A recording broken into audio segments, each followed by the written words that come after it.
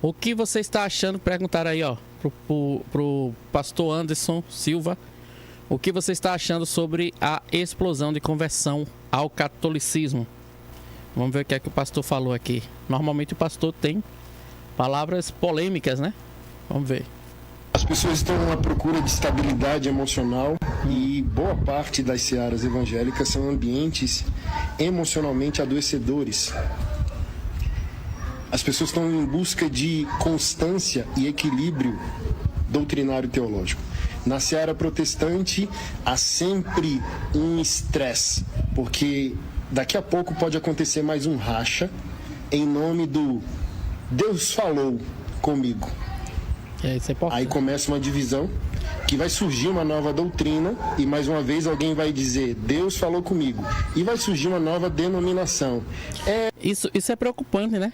Imagina, você tá numa igreja, participando de uma igreja, e você fica pensando assim, a qualquer momento a minha igreja ela pode rachar. Ou seja, um presbítero pode discordar do pastor, e como o pastor Anderson mesmo falou, né? Em nome do Deus me disse, Deus me revelou, né? Acaba rompendo com a igreja. Aí faz a divisão, né? Alguns irmãos ficam na igreja com o antigo pastor, outro vai para outra igreja seguir aquele pastor novo que se rebelou em casa, né? Se rebelou contra a sua casa, contra a sua igreja e vai fundar outra igreja. Isso é muito preocupante. Eu não quis achar, Deus me direcionou, é a vontade de Deus. Muitos evangélicos estão acordando e cansados desse ambiente de guerrilha. É complicado. Eu não concordo. Complicado, viu? Ex-adventista compreende a presença real de Jesus na Eucaristia. Vamos ver. É realmente o corpo de Cristo e não apenas um símbolo. Eu li esses mesmos versos bíblicos durante anos no protestantismo, mas teve um momento que a ficha caiu, e talvez isso possa te ajudar também. Mateus 26, o clássico. Enquanto eles comiam, Jesus toma o pão e diz: este é o meu corpo, este é o meu sangue, que é dado por vós. Só esse verso bastaria, mas não era a primeira vez que Jesus falava que o pão era o seu corpo. Lá em João 6, no diálogo, Jesus diz que ele é o pão vivo que desceu dos céus. Mas os fariseus continuavam debatendo que Moisés era maior porque tinha feito descer maná do céu. Então Jesus reforça que aquele que não comer da sua carne não tem parte com ele. Admirados, eles dizem: como você vai dar da sua carne para todo mundo? Você acha mesmo que os doutores da lei teriam dificuldade de entender uma figura de linguagem se fosse isso? E Jesus termina reforçando ainda mais: a minha carne é verdadeiramente comida e o meu sangue é verdadeiramente bebida. Exatamente, né? A gente já falou isso em alguns vídeos aqui. Jesus insiste muito nessa questão do verdadeiramente, em verdade vos digo, verdadeiramente corpo, verdadeiramente sangue, né? Um verso muito interessante é de São Paulo em 1 Coríntios 11. Dando recomendações sobre a ceia do Senhor, ele deixa uma coisa muito clara. Aquele que come indignamente do corpo de Cristo é réu contra o corpo de Cristo, ou seja, é culpado contra o corpo do Senhor. Ele ainda reforça: quem come indignamente do corpo de Cristo come da sua própria condenação. Como alguém que participa de um mero símbolo pode estar condenado? Não faz o menor sentido. Exatamente. Como é que a pessoa leva ao pé da letra dizendo que... Ao pé da letra não, né? Leva ao pé dizendo que é um símbolo, se São Paulo vai dizer que aquele que comunga em pecado está comungando a sua própria condenação. Oi, não é um símbolo? Não é só uma prefiguração? Só um faz de conta? É complicado, né?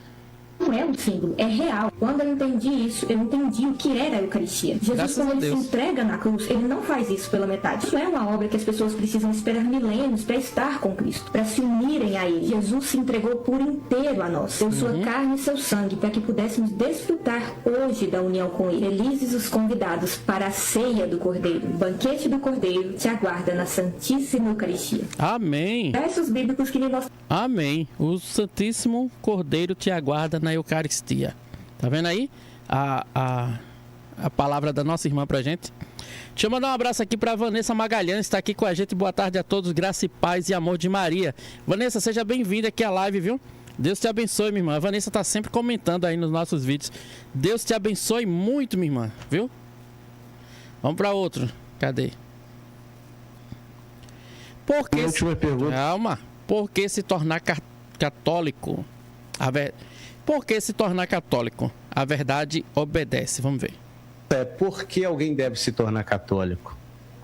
Coloca aqui no chat, vocês que estão participando comigo aqui. Por que a pessoa deve se tornar católico? Eu quero saber de vocês aqui. O que é que vocês acham? Por que a pessoa deve se tornar católico? Bom, se a pessoa já está nesse processo, porque já conheceu alguma coisa, né? Porque a verdade conhecida é verdade obedecida. Você tem o dever de obedecer a verdade, né? E se não, porque Cristo nos chamou à unidade, né? Não à divisão. Uhum. E porque é a verdadeira igreja de Cristo, não tem discussão. Maravilhoso. Vocês viram que ela disse verdade conhecida é verdade obedecida. Olha só. Alguém deve se tornar católico porque é a verdade. E verdade conhecida é verdade obedecida. Qual que é o seu Instagram? Quem quiser te seguir. Gostei, viu? Gostei dessa frase. Verdade conhecida é verdade obedecida. Vamos pro próximo. E aí, a partir desse momento que eu comecei a buscar de coração aberto, as coisas começaram a fazer sentido. Me apoiei muito nos vários livros, artigos, etc., do Padre Paulo Ricardo. Olha só. Que à época já estava bem popular, esse conteúdo já estava se popularizando. Minha prima também teve papel importantíssimo aí. Como o Padre Paulo Ricardo tem sido importante, né? Nesse processo de conversão de tanta gente, né? Eu conheci uma comunidade católica, que é a comunidade Mel de Deus, Frei Josué, ele vem bastante na Canção Nova também, é lá começou na minha cidade. E bem, essa comunidade é bem fervorosa, intensa, assim. E lá eu senti a vontade de ser mais radical e de buscar tudo. Logo após a minha conversão, a primeira coisa que me aconteceu foi um desemprego. Uau! Uma semana depois de falar, agora é sempre uma batalha espiritual, né? Foi um desemprego. E meu nome ficou sujo nessa época, eu tinha as dívidas certinhas, pagava com aquele dinheiro, meus pais. Caramba! A primeira coisa que acontece é isso, né? Já você vira católico, já vem as cruzes, meu Deus do céu. O primeiro contato que eu tive com a igreja católica foi uma missa. Me indicaram uma missa. Na época eu trabalhava do lado da igreja, assim. Eu estava até no trabalho, saí do trabalho e fui na missa, né? E eu lembro até hoje da sensação. Uma coisa assim, sobrenatural. Eu não lembro agora o dia, se foi 13, 14 de outubro, mas foi numa quarta-feira. Na missa das 7 horas da noite. Qual que era a paróquia? Paróquia Nossa Senhora do Rosário, lá em Piuí. E quando eu entrei na igreja, e assim, a missa, não sei se ela já tinha começado, acho que já tinha começado. Eu senti a mesma paz que eu senti lá de 2016, quando que eu tava na festa lá, né? Tava bêbado, drogado, e enfim, um monte de coisa lá. E a mesma paz que eu senti quando Deus falou comigo, eu senti na missa. O primeiro contato que eu tive com a igreja católica foi uma... Amém. Como eu deixei de ser adventista e me tornei católica por conta do homeschooling. Coisas que a escola não te conta sobre educação, mas você deveria saber. Quando eu decidi ensinar os meus filhos em casa, eu ainda era adventista e eu tinha certeza que esse era o caminho certo. Daí eu comecei a fazer muita pesquisar sobre material, sobre como que a gente fazia isso em casa, sobre currículo. E uma coisa que eu falei, gente, quem diria? Era que católicos, principalmente os tradicionais, eles optavam muito pelo homeschooling. Daí eu comecei a seguir alguns perfis e eu vi uma coisa que me deixou muito intrigada. Mesmo aquelas mulheres com vários filhos, elas tinham um amor. O que é que vocês acham do homeschooling? O homeschooling, eu não sou muito entendido não, mas pelo que eu entendo, é de não levar os filhos à escola e você mesmo ensina seus filhos em casa, né? É uma prática que vem crescendo muito já nos Estados Unidos cresce e aqui no Brasil também, né? Sobre o homeschooling. Eu queria saber de vocês, o que é que vocês acham do homeschooling? Deixa aqui nos comentários, por favor, tá certo? Assim, para ensinar uma coisa, assim, uma paciência, uma ordem na casa, que eu fiquei gente, eu com 1 tô dando conta, imagina com 5. E aquilo não era nada do que eu conhecia sobre catolicismo, porque o que eu conhecia era gente que fazia, que queria dar vida, depois ia lá, fazia uma romaria, e pronto, achava que tava tudo bem. E essas mães me fizeram enxergar um lado da maternidade que eu não conhecia. Era algo que era realmente uma vocação, nunca tinha ouvido falar de maternidade daquele jeito. Aí o que começou a aparecer pra mim no Instagram? Só perfil católico. E eu fui vendo, fui escutando, e eu jurava que não, eu tava imune, né? Eu sou adventista, eu conheço a verdade, eu tenho certeza das coisas. Nunca, assim, eu vou ver só por causa do homeschooling. Até que eu comecei a perceber que a história que eu tinha ouvido da Igreja Católica, na escola, na igreja, né? Os adventistas, eles atacam muito a Igreja Católica. Vocês ouviram isso aí? Os adventistas atacam muito a Igreja Católica. E ela era adventista, viu? Então ela sabe o que tá falando. Não era bem assim, né? E foi aí que a minha vida virou completamente. Curte e comenta pra parte 2. Vamos pra parte 2. Como eu deixei de ser adventista e me tornei católica por conta do homeschooling, parte 2. Movida pela curiosidade daquele monte de vídeo que o pessoal dizia que toda a história da Igreja Católica tinha sido deturpada, eu resolvi estudar. Mas não com um videozinho de YouTube, recorte, de Instagram, não. Eu fui pra livros. E aí eu comprei, inclusive de protestantes, né? Livros de gente renomada mesmo. Comecei a estudar muito. E aí eu descobri a patrística. Meu amigo, quando eu vi aquilo, eu desmontei. Eu tava buscando a verdade, eu sempre busquei isso. E era como se tudo que tivessem me ensinado fosse mentira, sabe? Tava encontrando provas de que a Igreja Católica era a igreja dos primeiros séculos. A mesma Olha igreja. aí. A missa, o credo, veneração a Nossa Senhora, intercessão dos santos, imortalidade da alma que os adventistas não acreditam. Olha aí. Já tinha gente orando pelos santos e para os santos já no primeiro século. Daí eu pensei, tá, eu não devo ser a primeira ou eu tô ficando louca. Então eu vou procurar gente que já passou por isso, né? Que foi adventista e foi pra Igreja Católica. Na época eu só encontrei uma pessoa no YouTube e eu consegui falar com essa pessoa. Começamos a estudar e daí pra frente foi só pra trás. Não foi só descobrir a Igreja Católica, foi descobrir o tamanho dos erros adventistas, as incoerências e até as deslealdades que eles fazem com as pessoas. Olha aí. Eu tinha tanto nojo na época, tanta raiva pelas pessoas que estavam naquilo, sabe? Eu não podia deixar os meus filhos viverem aquilo. Não podia deixar eles viverem uma mentira. E ainda tinha mais uma questão com o meu marido. A gente se casou na igreja adventista, né? Então, nós dois éramos muito fiéis, né? A isso, né? A essa verdade que a gente conhecia. A gente dava dízimo, oferta, trabalhava na igreja, né? Estávamos criando os nossos filhos lá. Imagina agora eu me tornar católica, né? A grande Babilônia para os adventistas, né? A mãe de todos os males possíveis dos adventistas é a Igreja Católica. E eu ir para lá e ainda por cima criar os nossos filhos lá, foi aí que São José entrou em ação. Olha, Vamos São pra José. parte 3. Vamos ver a parte 3, né? Como eu deixei de ser adventista para me tornar católica, parte 3. Uma coisa que eu sempre tentei fazer durante todo esse processo, né, de descoberta e tudo mais, era deixar claro pro meu marido aonde eu tava me metendo. Primeiro porque no começo eu achava que eu tava enlouquecendo. Porque o maior medo do adventista é ser enganado pela besta do Apocalipse, que segundo eles é o papado, né, a Igreja Católica. Então na minha cabeça... Falando nisso, tem até um vídeo aqui no canal explicando essa questão. Por que eles dizem que o Papa, né, é a besta do Apocalipse. Claro que a gente sabe que não é, né? Não tem como, tem lógica nenhuma, né? É realmente uma invenção que tiveram aí dos protestantes sobre o Papa ser a besta do Apocalipse. Tem no canal, é só você dar uma olhada aí no canal que tem, tá? Eu estava justamente indo para esse lado, eu estava sendo enganada pela besta e me maravilhando, encantando com a Igreja Católica. E aí o que eu fazia? Eu estudava. E aí eu meio que apresentava um resumo pro meu marido. Eu falava, o que você acha disso? Você acha que tem coerência? Será que eu não tô interpretando errado? Aí ele falava, olha, você tá vendo que tá certo? Realmente tem coerência. Se você tá vendo que tá certo, segue. Se é verdade, se você tá vendo que é verdade, segue. Mas está... Legal, né? Legal aí o conselho que o marido dela deu, né? Se fosse outro, dizia o quê? Abandone isso aí, que isso é tudo mentira. Tu tá sendo iludida, né? Mas olha o que ele disse. Se você tá vendo que essa é a verdade, segue. Né? E é isso, gente. O conhecimento liberta. O conhecimento liberta.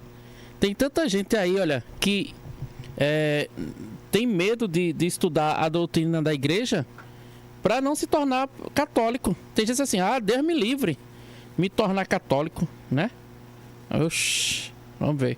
Na Igreja Católica não é bagunça. Você tem que casar na Igreja Católica, você tem que batizar os filhos lá, você tem que ser aberto à vida, você tem que educar os filhos na fé. E por educar, eu falo batismo, catequese, rezar todos os dias, missa todos os domingos. Quem é casado vai entender isso melhor. Mas ainda que o meu marido não fosse católico, ele teria que aceitar uma vida católica dentro da casa dele. Isso, com certeza, é muito pesado. Principalmente para quem não estudou. O meu marido sempre respeitou as minhas decisões, mas sempre tinha aquela cutucada, né? Aquele incômodo, a gente sabe disso. Então, na época, mesmo não entendendo muito bem como fazer, eu fiz uma novena para São José. E com o tempo, eu fui vendo o meu marido muito mais receptivo, mais tranquilo, mais aberto a escutar o que eu estava falando. Então, quando eu apresentei tudo isso que a gente teria que fazer para ele, ele aceitou, né?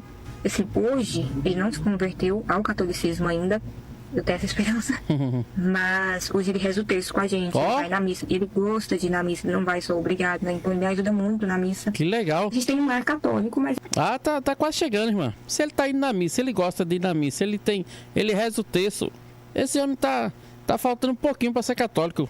Continua na oração, viu? Continua na oração, porque a oração é poderosa. Olha aí a oração de Santa Mônica, o que fez com o Santo Agostinho, né? Continua. Ele não é católico. Então, quando a gente casou, ele mesmo viu a diferença, né? Ele viu o que é o casamento protestante para o matrimônio, né? Católico. Sacramento. A diferença que é, né?